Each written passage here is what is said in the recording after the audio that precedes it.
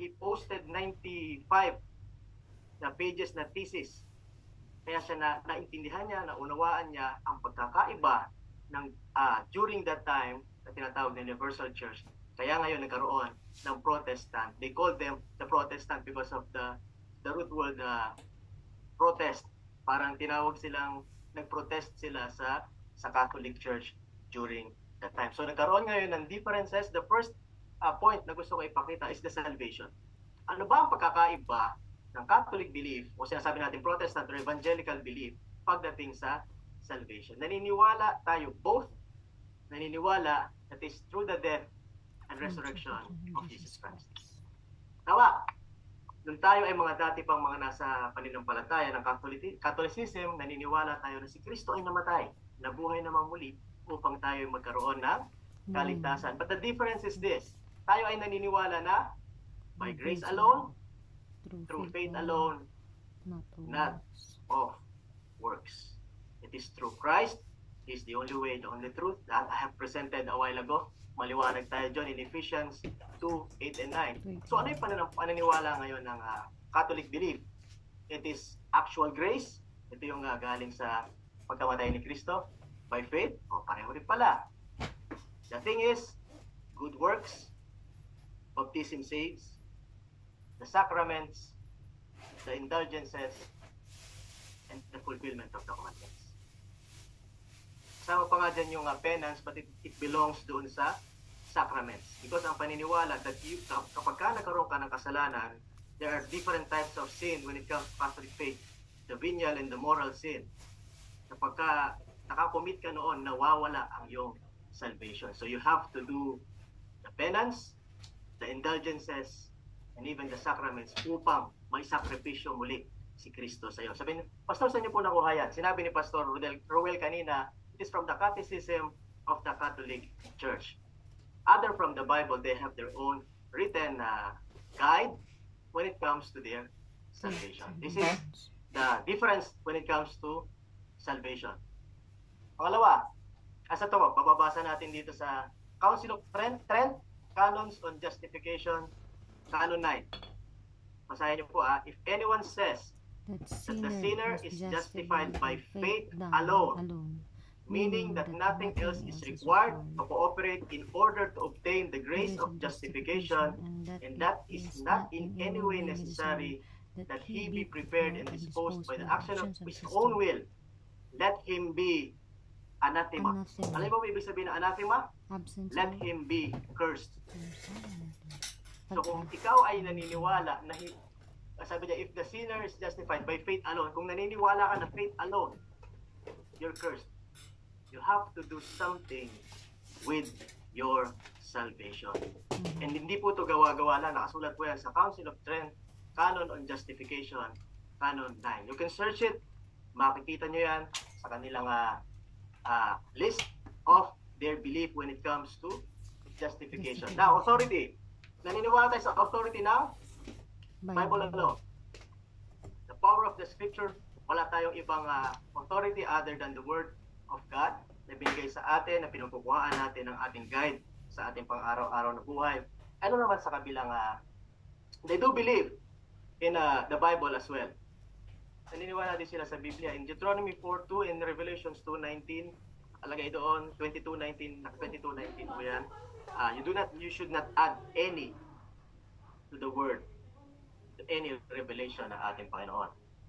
Authority nila is, number 1, the Pope, the Church, and the traditions. Hindi ko po ito gawa-gawa. Mababasa natin yan sa Catechism of the Christian Church 846. Ang sabi doon, basing itself on Scripture and tradition, the Council teaches that the Church, a pilgrim now on earth, is necessary for salvation. It is not made up ng mga sabihin natin ng ating paniniwala. I'm just presenting to you some concrete na galing sa kanila, hindi po galing sa atin, hindi sabi-sabi lang. Baka sabi-sabi lang po ni Pastor. It is from them that the basing itself on Scripture and tradition, the Council teaches that the Church, a pilgrim now on earth, is necessary for salvation. The object of faith, yan. Tayong mga, the common, we believe in God the Father, God the Son, and God the Spirit. So, pareho po tayong naniniwala sa Trinity ng ating Diyos Ama, ng ating Diyos Anak, at ang Diyos Banal na Espiritu Santo. But ang ating object of faith is the invisible. Blessed are those who do not see yet believe. The object of faith, bakit tatanungin nyo, maraming mga images that they have inside their church and even sa mga bahay because they believe. The object of their faith is to see, is to believe the visible things that can be seen, touched, smell, any visible and physical things that will resemble God. That would be the answer to the question bakit may mga iba't ibang images that they have. Because parang for us na mga Kristiyano, it is blessed for us not to see yet believe, for them to see is believe. Last, prayer. Prayer natin is directly towards God the Father, but meron tayong kakaiba when it comes to mediator. So ang ating mediator is walang iba, kundi si Jesus Christ. Sat on the right hand of the Father. Ang sabi doon, for there is one God and one mediator between God and man, the man, Christ Jesus. Sa ating dating paniniwala, pwedeng manalangin sa atin ang Pope, ang Pare, si Mary, the Saints, and the Apostles. May iba't iba pang kategory kung kanino tayo mananalangin. Naalala ko nga, sabi ko nga, bago ako magtapos, ito ang paniniwala ko ng mga 4, 5, 6 years old ako. Kapag hinahabol ka ng aso, ano sabihin mo? Uturo sa akin ng lola ko before is, San Roque, itali niyo po ang inyong aso. It's not, it may sound funny today, but in my heart when I was very young, pinapaniwalaan ko yun.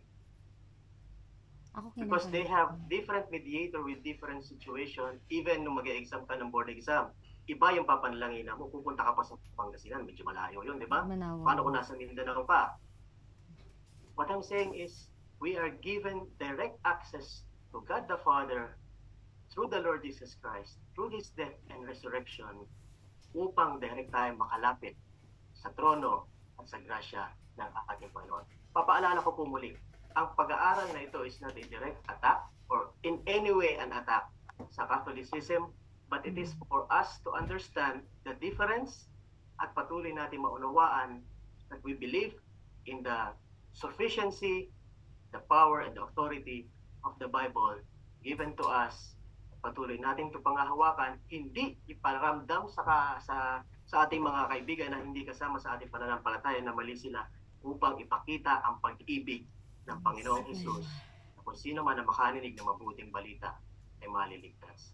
At nawa sa gabing ito ay naunawaan ng bawat isa, nagkaroon ng kaliwanagan. Kung meron man kayong mga katanungan, karagdagang katanungan, pwede naman kayong mag-direct message sa ating mga pastor o sa amin at patuloy nating pag-aaralan. Ano ba ang sinasabi ng Biblia patungkol sa mga katanungan ng ating mga kapatiran. So maraming salamat po. As we close, tayo po ay manalangin at patuloy natin ipanalangin ang ating mga kapatiran na maunawaan, lumalim, lumago sa pananampalataya sa ating Diyos. Panginoon, salamat po sa gabing ito. Salamat sa buhay ng bawat isa. Sa aming mga panelists, si Pastor Well, Pastor Benji, at ang aming lahat ng mga pastor na naririto, maging kay Ate Jen na ginamit mo na mag-facilitate ng Life Journey Project this time sa aming mga multimedia, sa lahat na naging involved saan man sila naroon, mga kapatiran naglaan ng panahon, oras at part ng kanilang buhay upang makinig.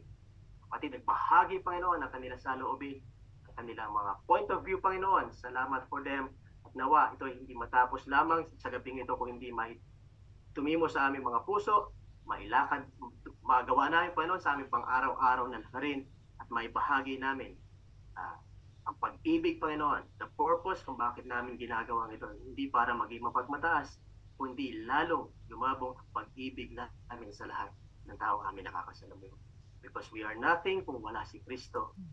Wala kami, Panginoon, kung hindi sa grasya na pinagkaloob mo sa bawat isa. Nawa maging patuloy, nakaragdagang tools namin ng mga araling ito at patuloy na maglumago kami at lumalim sa pananampalataya sa inyo. You will trust, Lord, ang aming gabi sa pansamantalang kapahingahan ng bawat isa sa mga maghahanap buhay bukas, sa anumang mga bagay na kanilang gagawin. May you be with us, and may we glorify you in everything that we do, everything that we say, at lalong na po sa bagay na aming iisipin. Muli, salamat po. Ito po ang aming dalangin sa pangalan ni Jesus. Amen and amen.